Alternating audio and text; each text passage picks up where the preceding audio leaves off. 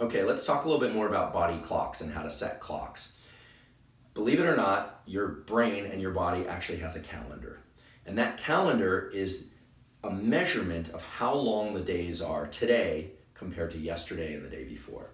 The way it works is sort of similar to the circadian mechanisms I was talking about in the previous post. Circadian just means 24-hour. Right now I'm going to talk about circannual, which means about 365 days. So believe it or not, your brain is paying attention, although it's doing it subconsciously, to the position of the Earth relative to the sun. How does it do it? Well, as you know, the Earth goes around the sun, and as it does it, it tilts. And because of that, you have days like summer solstice, which are very, very long, and you have days like winter solstice, which are very, very short. And as a result of this, the total amount of sunlight that's coming into the eye is going to vary at different times a day. So, a day might be, where I live in California, day length might be, 9 hours at certain times of year and 7 hours at other times of year. It doesn't tend to vary that much, okay?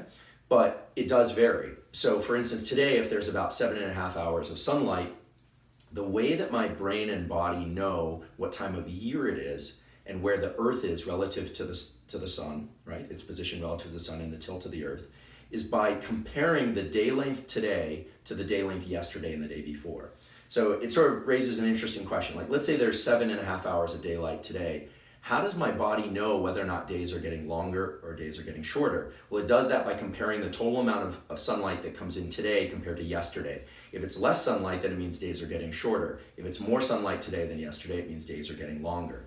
So you say, okay, well, that might be interesting, but what does that actually mean for your body clocks? Well, it turns out that your body has a lot of rhythms within it, biological rhythms, that are tied to this circannual or annual calendar. So in other animals, it's more strongly regulated. They only breed at certain times of year, they eat different foods at certain times of year, their brain can change dramatically at different times of year. In humans, it's a little more subtle, but we do have these biological clocks that vary around the year, and there are rhythms in different kinds of behavior. Bad stuff like suicide and depression, as well as good stuff like the ability to think clearly and mental performance. So it's something that's not often talked about, but this light signal of how much day length there is relative to the day before is being conveyed from the eye to the clock. And the clock, as well as a gland called the pineal gland, which is a little gland that sits in the middle of the brain. Descartes, the philosopher, called the pineal the seat of the soul. I don't have anything to say about that, except that it'll help you remember it. And the pineal gland secretes something called melatonin. Melatonin is suppressed by light.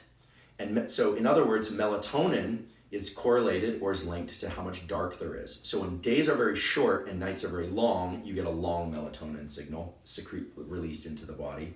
When days are long and nights are short, you get a short melatonin signal. Melatonin in other animals is suppressive for things like reproduction and foraging for food because it signals those animals to start going into a kind of hibernation. Now, we don't hibernate and we have artificial light, so we've overcome a lot of this throughout hundreds of thousands of years of technological design and evolution. But there's still a very strong linkage of your brain and body's clocks to the position of the Earth relative to the sun at any given time of year. So you say, okay, how do I set this annual clock? Well, it's very similar to setting the circadian clock. You do it by getting light exposure early in the day and late in the day. You say, well, how does that measure the total amount of light? And how does that get converted to the melatonin signal? Well, it does it because your brain, your eye, and this clock above the roof of your mouth are actually measuring the intensity of that light, which also changes across the year, at the morning and in the evening.